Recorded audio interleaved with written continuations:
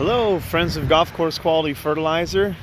All right, it's been a while, but here we are. We're at the Turf Research Center here at Earthway, uh, the GCQ Golf Course Quality Fertilizer Turf Research Center. Haven't got a lot of opportunity to do a lot of things this season on my Turf Research Center, which is kind of unfortunate. Hopefully I can get some stuff done before the season's out. But boy, have I been busy, and I really appreciate you guys being part of that. And I hope that I'm stretching out as much as I can to help every single one of you get the lawns that you guys desire. And that's my goal, is to really help people understand, be better on the environment, things like that. So let's start talking about the Research Center. This here is the plot that I was most interested in its survival through the summertime. This was the advanced shade seed that we have. And you know, there are some areas that are a little thin, but overall, really, considering we're under this giant, maple tree, the turf has done pretty good. Out here, it's a little thicker here, and this is a year old now. And so this is when we can really see how well it can handle things. Here by the tree, of course, it is thinner, but he weed eats real low in this area and stuff, but still there's turf there. That's going to kind of be the way it looks around a tree sometimes. And if we don't like that look, then we decide to put a bed around it or something like that.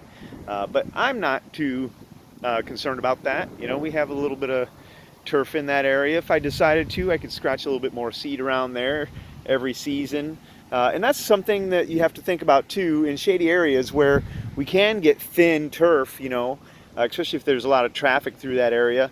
We might have to overseed those areas, every fall in order to keep things kind of going inside of a shady area. And this is what I would call more of a moderate shady area. I wouldn't call this a full sun shade area. But the turf is doing good. All right. And you can still see a little discerned line here, my 5-foot buffer area. And then here is the perennial rye bluegrass. Now, in the beginning of the season in June, when we were all here having that hot, dry weather, and it just all of a sudden the spigot turned off, the irrigation system wasn't working actually here. So this all went real dormant for a little while. And then we got the irrigation going in about 3 weeks. It took a while. But it's all recovered pretty good. We do have some mole issues out here. Little varmints are tearing my stuff up, right? But this is the blue rye mix right here. And you know what? It doesn't look too bad. When we're applying fertilizer to it and all that fun stuff and doing a good deep water cycle on it, it actually doesn't look too bad. And this is what most people's lawns is, and it's a fairly decent turf to be honest. Not my favorite, but it's still fairly decent. I'm not too upset about it. Got some areas that need to be fixed. Now this is the strange one. This one's finally it's thick enough to really kind of be mowing and all that. This is the advanced Kentucky bluegrass. This is 100% bluegrass, and it's finally at a nice height. And actually, boy, it's got a nice thick canopy to it. This one's really fun.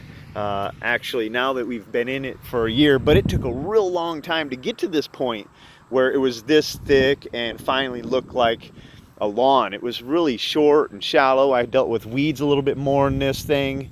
And bluegrass, typically you're going to have that issue.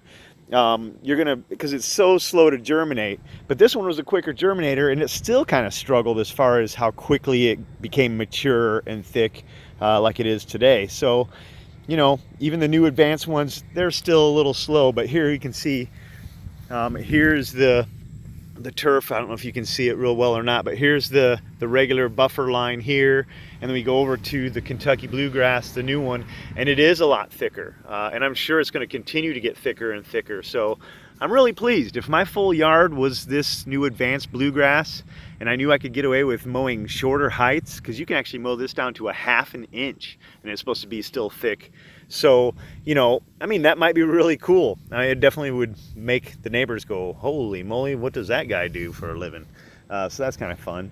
And then the turf type tall fescue plot still looks pure, still looks good. It's, I just love turf type tall fescue. It's great. And it had some stresses, and this is actually this area here where we can see a little mole trail. A little booger, what are you doing? We can actually see this area here that we're looking at on the edge. This was really cooked out, and so it's come back fine. You know, and we have struggles. We'll go through ups and downs through seasons. We'll get a brown spot here and there, but typically if we just stick to our program. Hold on a second. Big loud truck. If we just stick to our program, get out there every so often and spray some weeds down, and do the watering correctly, try to mow it correctly, don't collect your clippings. I mean, it's gonna go through its tough times, but it's always gonna come back, and then we can have a beautiful lawn in September and October and November, and then the spring it'll be nice. And you know, every year that we work on that lawn, that duration where it gets tough on it will shrink up. Now that also depends on seasons. Like we had a lot of 90-degree days this year, so things struggled, but they always come back. So I always, you know and be patient on certain things, and I know that it'll all turn itself around as long as I stick to my guns and keep doing my program correctly, on time, watering, mowing, all that fun stuff. And surprisingly, watering and mowing and timing, I mean, a lot of it's in my hands, not just the food, the fertilizer we put down, but also, you know, what I'm doing daily on it. How am I watering it? How am I mowing it? Those are actually more critical to turf health than just feeding it on the right time. I mean, that always helps aid it, but it doesn't make it good unless you're doing other things right too. So there's the Turf Research Center. Wow, it's all blended in and looks green, no weeds, couple of mole issues, but it's looking good. Thanks for listening.